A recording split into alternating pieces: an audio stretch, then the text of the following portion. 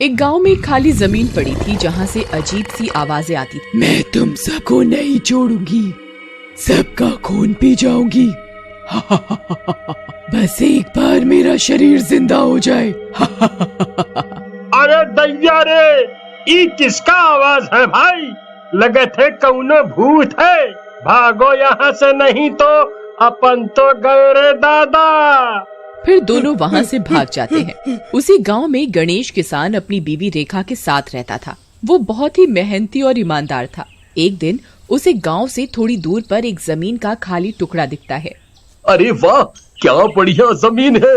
ये इतने दिनों तक खाली थी और किसी की इस पर नजर नहीं गई। क्यों ना इस पर खेती करूं, कुछ आमदनी ज्यादा हो जाएगी। तुम यहाँ क्या कर रहे हो भाई? जानत नहीं, ये जमीन शापित है। भूत और चुड़ैल रहा था इसमें। चला घर को भागा। तुम भी रवि भैया, ये भूत प्रेत चुड़ैल वगैरह सब मन का वहम है, कुछ नहीं होता है। तुम्हारी मर्जी भाई, मैं तो चला। ऐसा बोलकर रवि वहाँ से चला जाता है। लेकिन जैसे ही गणेश वहाँ से जाने लगता है, उसका पैर जमीन में किसी चमकती चीज से टकराता है और उसके पैरों से खून निकलने लगता है और एक छोटे से गड्ढे में भरने लगता है।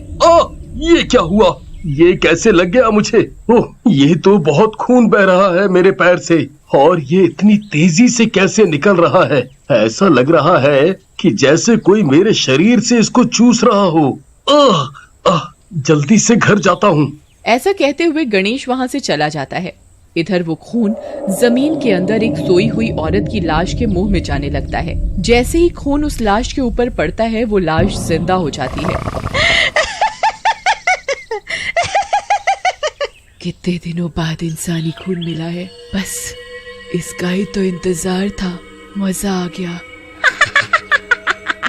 ऐसा कहकर चुड़ैल वहाँ से गायब हो जाती है। उसी रात वहाँ से एक आदमी गुजर रहा होता है। उसे दूर से एक औरत बैठी हुई दिखती है, जो कि पीठ करके बैठी होती है। पीछे से उसके लंबे लंबे बाल लटके होते हैं। अरे वाह वाह, क्या औरत बैठी है। पीछे से तो कितनी सुंदर दिख रही है। अजी, सुनती हो मेरी राम प्यारी, यहाँ अकेले बैठी हो, हमें भी साथ में ले लो।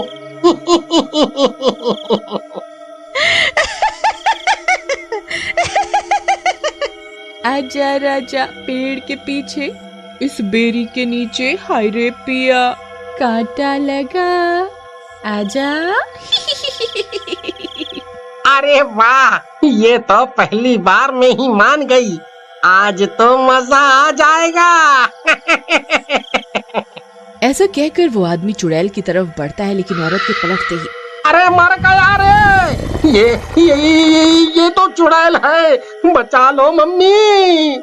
ऐसा कहकर वो आदमी वहाँ से भागने की कोशिश करता है, लेकिन चुड़ैल उड़कर उसके सामने आ जाती है और उसका हाथ पकड़ लेती है। ए राजा जी, अभी तो कह रहे थे मजा आ जाएगा, अब भाग क्यों रहे हो? आओ ना। आओ ना, साथ में मजे करेंगे।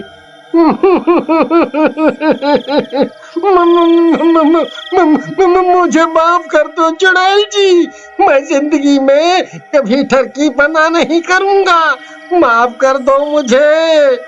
लेकिन चुड़ैल उसकी एक बात नहीं सुनती और उससे मारकर उसका खून पी जाती है और फिर गायब हो जाती है। अगली सुबह गणेश रेखा के साथ वहाँ पहुँचता है। अरे वाह जी, ये तो कितनी अच्छी जमीन है, इस पर तो खूब अच्छी फसल हो जाएगी। लेकिन अब तक इस पर किसी ने खेती क्यों नहीं की? कहीं कोई गड़बड़ तो नहीं है इस जमीन में? तुम्हारी इसी बात पर मुझे बहुत गुस्सा आता है। एक तो तुम ना शक बहुत करती हो। तभी रेखा की नजर किसी चमकती चीज पर पड़ती है। अजी सुनो, ये क्या है? देखो, ये तो हीरा लगता है, बाजार में इसका अच्छा दाम मिल जाएगा। वाह वाह। अरे ये क्या कर रही हो रेखा? ये हमारा नहीं है और हमें लालच भी नहीं करना चाहिए।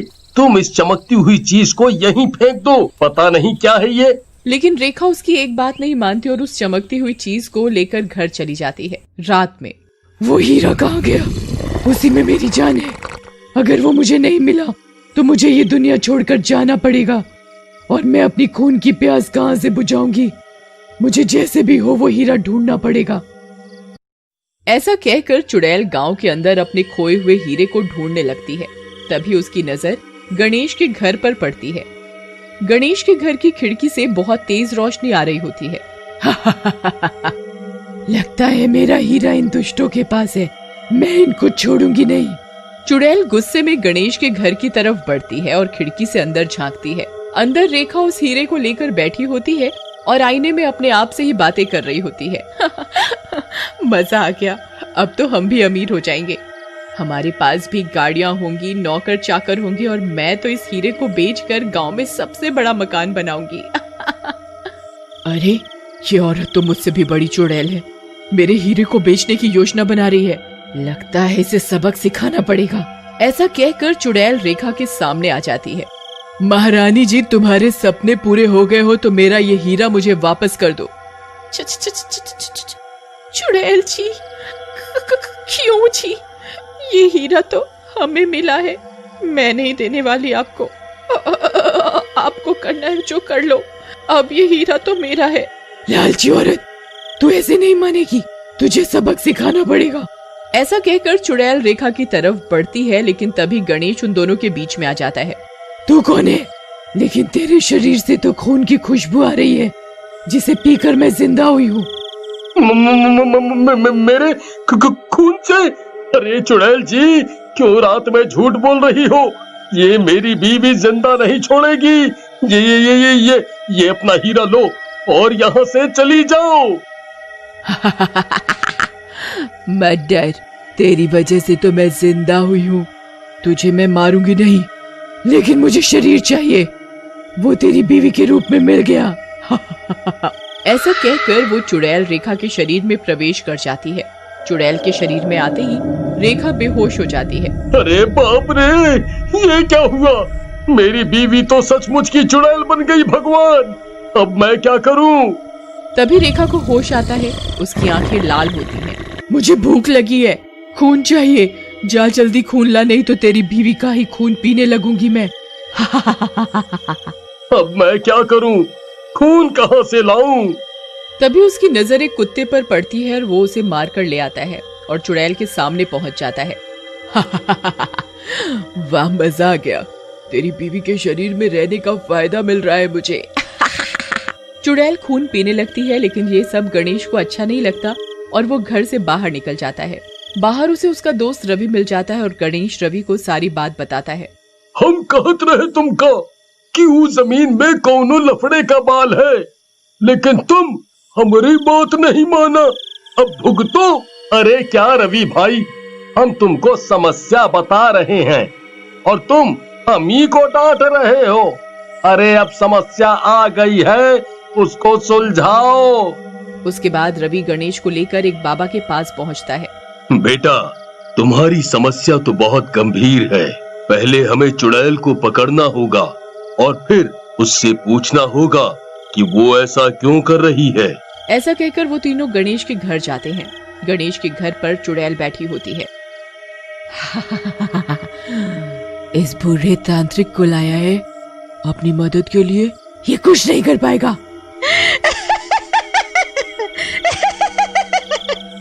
अब तुम सबको मार डालूंगी मैं। तभी बाबा उसे मंत्रों से बांध देता है और चुड़ैल से पूछने लगते हैं कि वो उस जमीन में कैसे पहुंची और लोगों को क्यों मार रही है। मेरा नाम निर्मला है। मेरी इस जमीन पर कब्जे के लिए एक तांत्रिक ने मेरे साथ ऐसा किया था और मुझे मारकर जमीन के अंदर दफना दिया था और मेरी आत्मा को इस हीरे में डाल दिया। तब से मैं आजाद होने के लिए घूम रही हूँ। देखो, तुम गलत कर रही हो। एक बुरे आदमी की वजह से तुम कितने बेगुनाहों को मार रही हो, ये गलत बात है। तुम सही कह रहे हो बाबा, लेकिन मेरी भी तो कोई गलती नहीं है। उस लालची बाबा की वजह से मेरे छोटे छोटे बच्चे अनाथ हो गए। तुम चिंता मत करो बहन, मैं तुम्हारे बच्चों को पालूंगा और मैं तुम्हें मुक्ति दिलवाऊंगा। ठीक है, तुम एक अच्छे इंसान हो गणेश, मैं तुम्हें अपनी जमीन देती हूँ, मेरे बच्चों का ध्यान रखना। इतना बोलकर चुड़ैल वहाँ से मुक्त होकर चली जाती है और वो हीरा भी एक पत्थर में बदल जाता है।